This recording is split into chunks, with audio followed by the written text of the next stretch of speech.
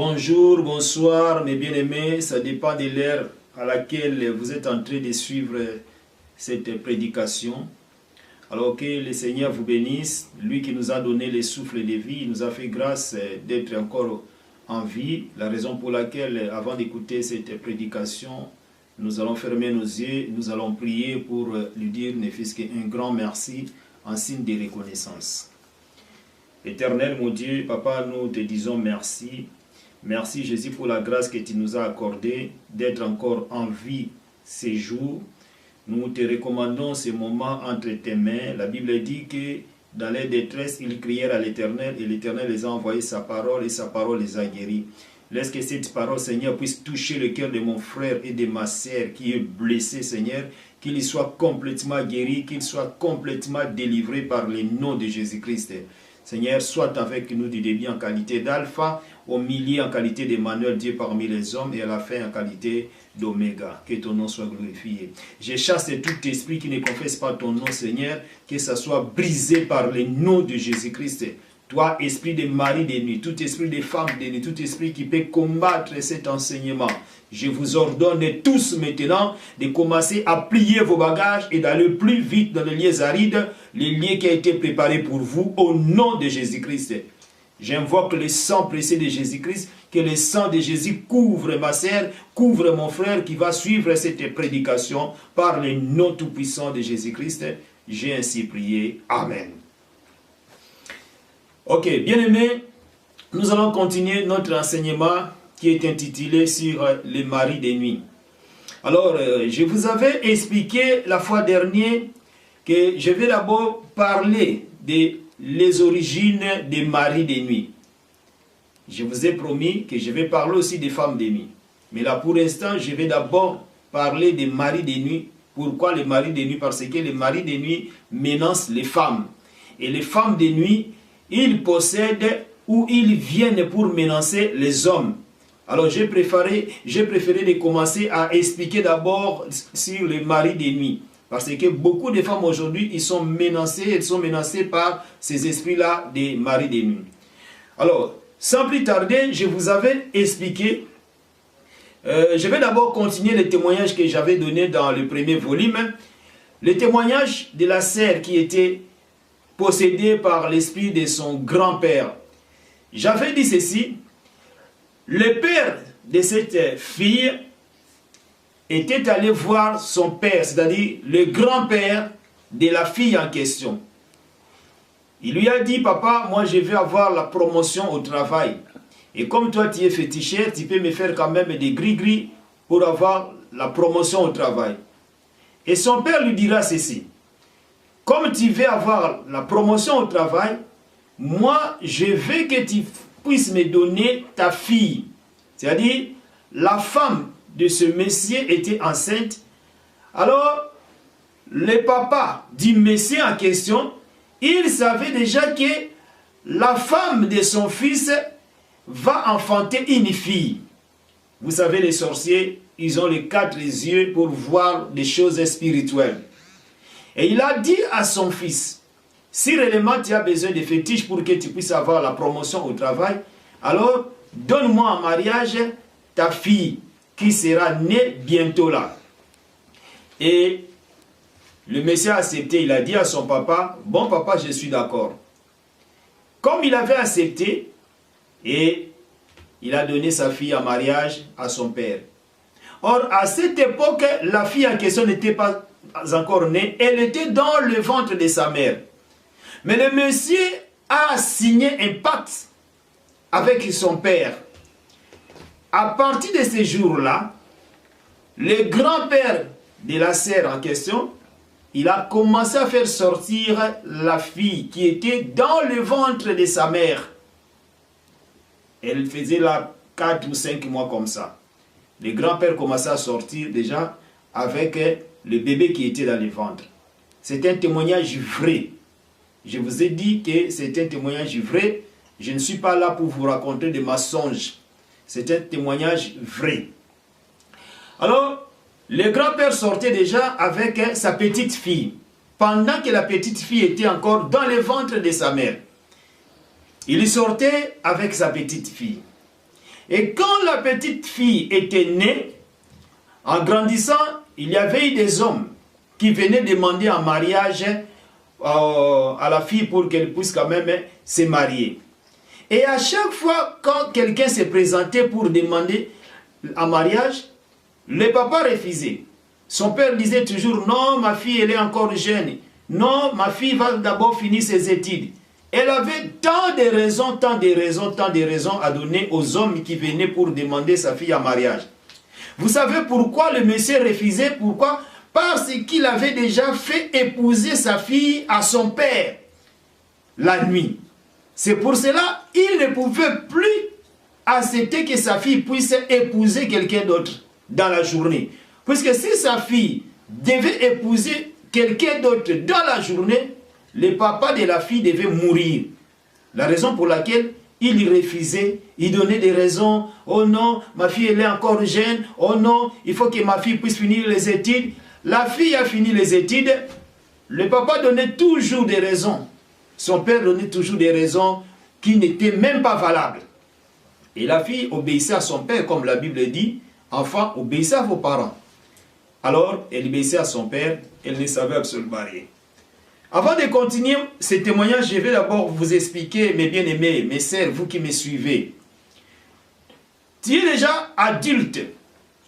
Mais à chaque fois qu'un monsieur se présente pour te demander en mariage, quand il présente le monsieur à ton père, soit à ta mère, ils ont tout le temps que des raisons. Oh non, reste d'abord comme ça. Oh non, tu dois d'abord continuer tes études. Donc ils ont tout le temps des raisons, tout le temps des raisons, tout le temps des raisons. Tu dois comprendre que ton père, soit ta mère, ils connaissent quelque chose dans ta vie, la raison pour laquelle ils refusent d'accepter que toi tu puisses épouser. Pourquoi? Parce qu'ils sont au courant que dès que toi tu vas t'épouser, alors eux, ils auront des problèmes spirituellement, peut-être ils vont mourir. Comment expliquer? Tu es déjà adulte, mais tes parents te refusent toujours de te marier. Ils donnent tout le temps des explications aux hommes, tout le temps des raisons, tout le temps des raisons, tout le temps des raisons. Alors mes bien-aimés, qu'est-ce qui s'était arrivé? La fille est née, elle a grandi. À chaque fois, son père disait toujours, non, toi tu vas rester comme ça, ma fille. Moi je veux que tu finisses les études avant de te marier. La fille a fini ses études. Son père donnait toujours des raisons. Et la sœur avait eu 2 enfants avec des hommes différents. Elle continuait toujours comme ça. Et un jour, elle est venue me voir pour me dire, non, en tout cas, apôtre, j'ai besoin d'une délivrance. Puisque moi, je ne comprends pas. Depuis que je suis né, jusqu'à aujourd'hui, je n'ai jamais rencontré un homme qui peut m'épouser. Et à chaque fois que les hommes se présentaient à mon père pour me demander un mariage, papa refusait toujours.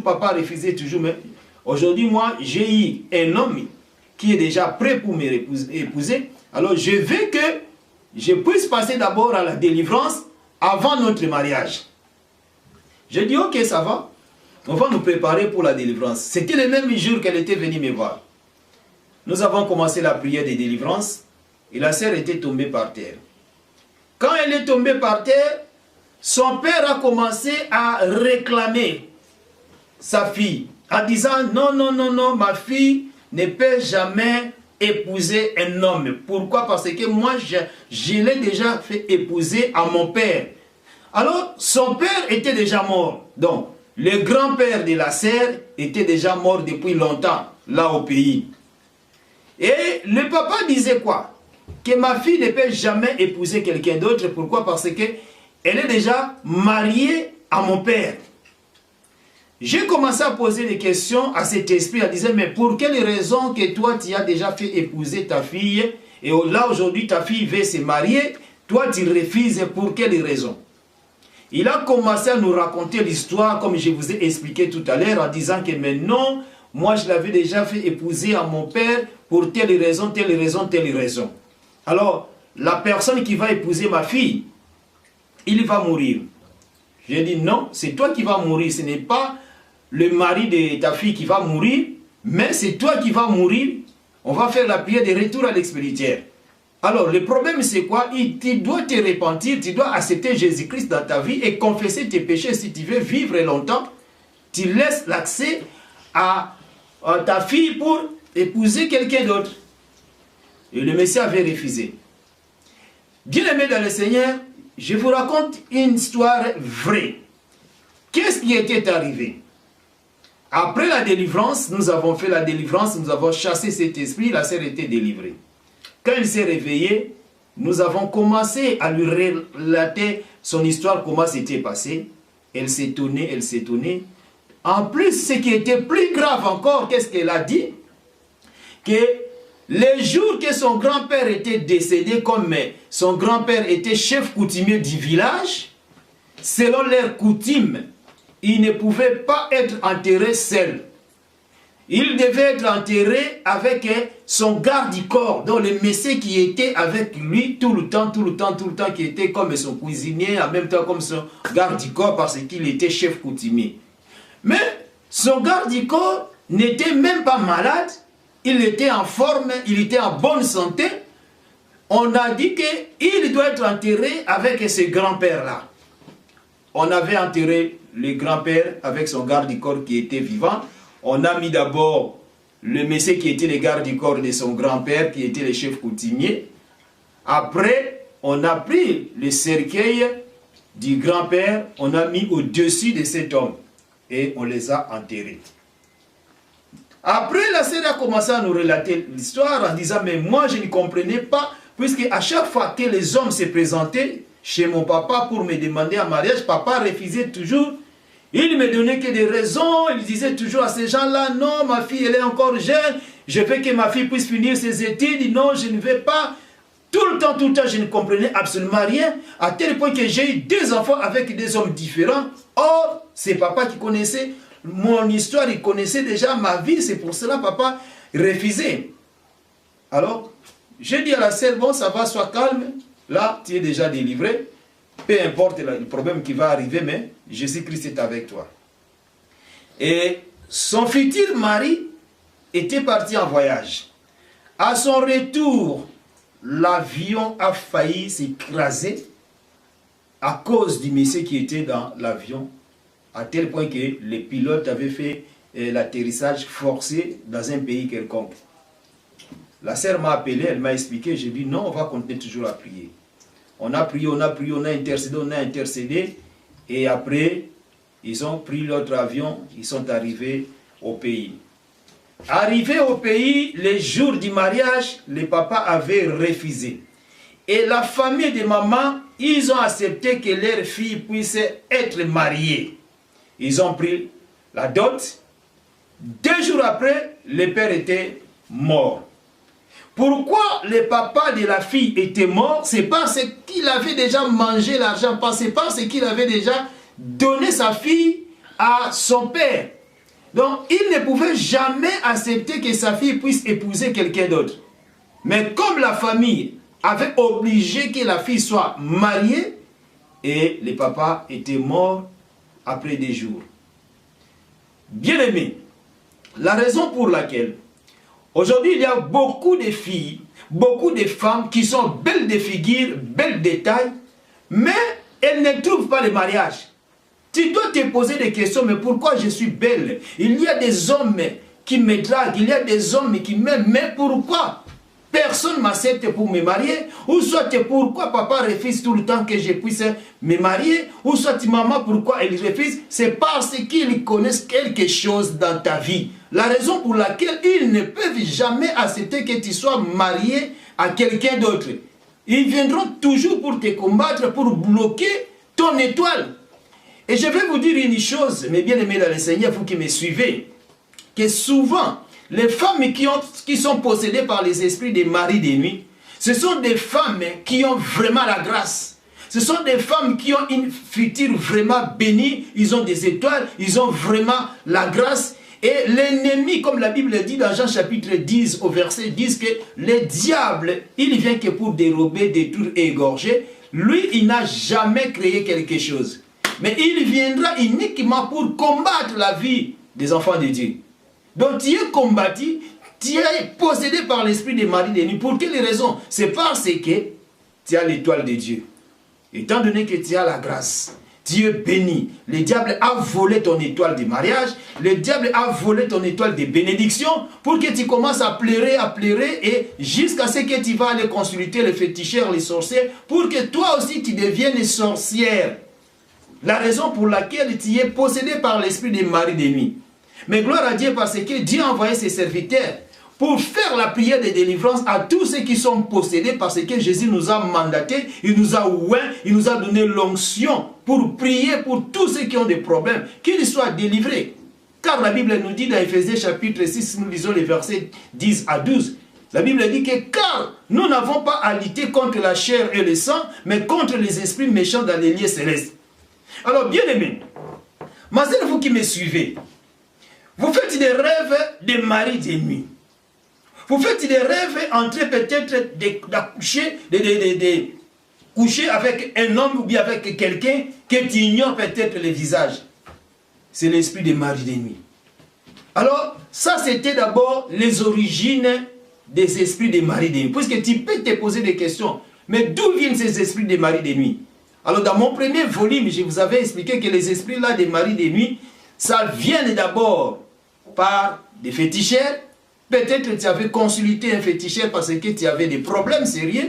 Peut-être parce que tu avais perdu ton travail, tu avais perdu ton mari, tu avais perdu l'argent. Tu es allé consulter un féticheur. Et le féticheur va t'exiger de coucher avec lui.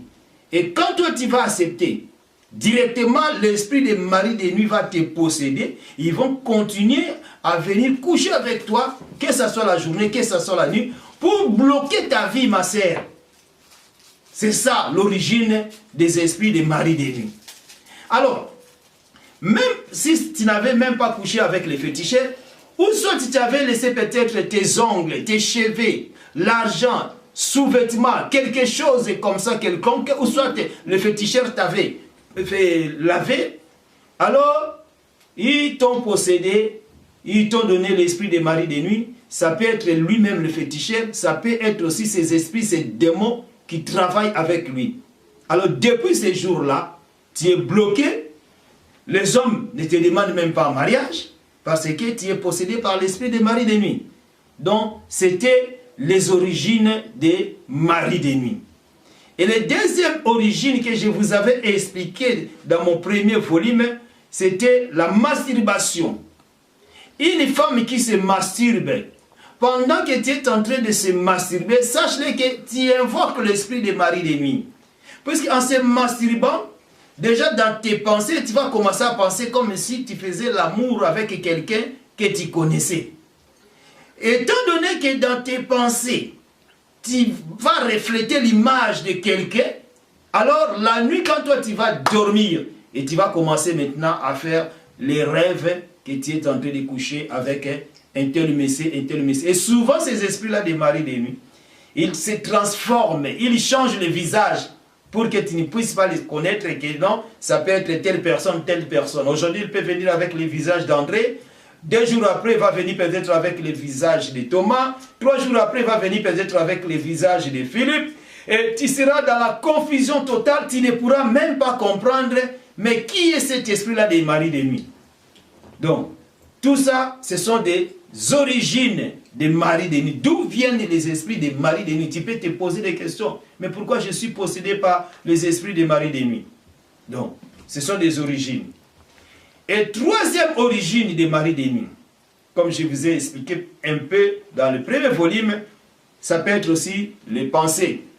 Les pensées, si nous lisons dans Luc chapitre 21, au verset 34, la Bible dit quoi?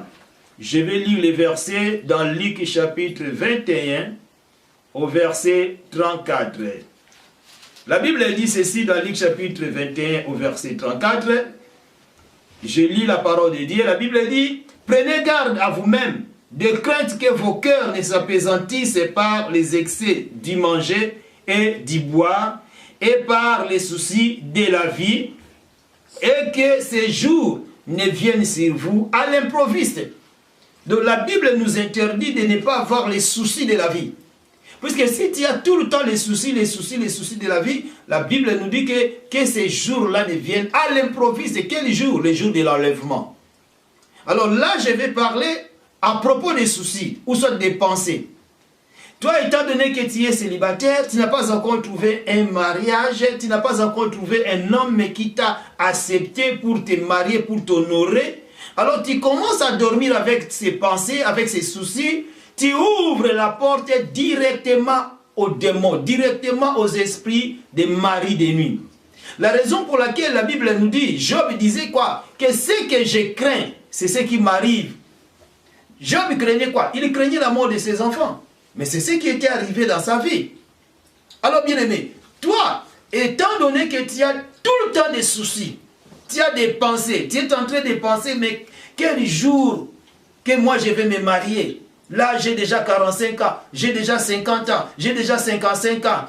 Étant donné que tu as tout le temps ces pensées, alors tu as déjà ouvert la porte aux esprits des maris de nuit. La Bible dit, rien n'est impossible à Dieu. Tout est possible à Dieu. J'ai vu des femmes à l'âge de 50 ans, à l'âge de 60 ans, qui se sont mariées. Est-ce que ce Dieu-là a changé? Ce Dieu-là n'a pas changé. La Bible dit, il est le même hier, aujourd'hui et éternellement. Il n'a pas changé. Et si ce Dieu-là n'a pas changé, il a opéré les miracles dans la vie d'autres personnes, il est aussi capable d'opérer des miracles dans ta vie. Crois seulement, il suffit seulement de croire comme Abraham.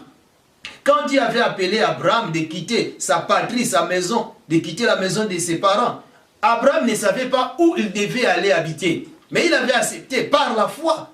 La Bible dit, si vous lisez Hébreux chapitre 11, le verset 1er, la Bible nous donne la définition de la foi. La foi c'est quoi? La définition de la foi est une ferme assurance, une démonstration des choses qu'on ne voit pas. Donc tu ne vois pas mais tu crois. Alors à travers ta foi, Dieu va opérer des miracles. Mais si toi tu n'as que des pensées, tu n'as que des soucis, bien aimés, tu ouvres directement la porte aux esprits des maris de nuit. Pourquoi? Parce que tu as les soucis du mariage. Oh, mais quand est-ce que je vais me marier? Là, j'ai déjà 40 ans, j'ai déjà 50 ans, j'ai déjà 60 ans. Quand est-ce que je vais me marier? Mais bien aimé dans le Seigneur, tu as déjà ouvert la porte aux démons, aux esprits méchants, parce que tu n'as que des doutes, tu n'as pas la foi. Donc, ce sont les origines, tout ça, ce sont les origines des esprits des maris de nuit. À travers les pensées, les soucis que tu as ouvert la porte directement aux démons. Nous allons lire le verset que je vous ai donné tout à l'heure, d'Hébreux chapitre 11, le verset 1er jusqu'au verset 2, et après nous allons lire le verset 6. La Bible dit, « Or, la foi est une ferme assurance des choses qu'on espère, une démonstration de celles qu'on ne voit pas. » Le verset 2, la Bible dit, « Pour l'avoir possédé, les anciens ont obtenu un témoignage favorable. » Et le verset 6, la Bible dit quoi? « Or, sans la foi, il est impossible de lui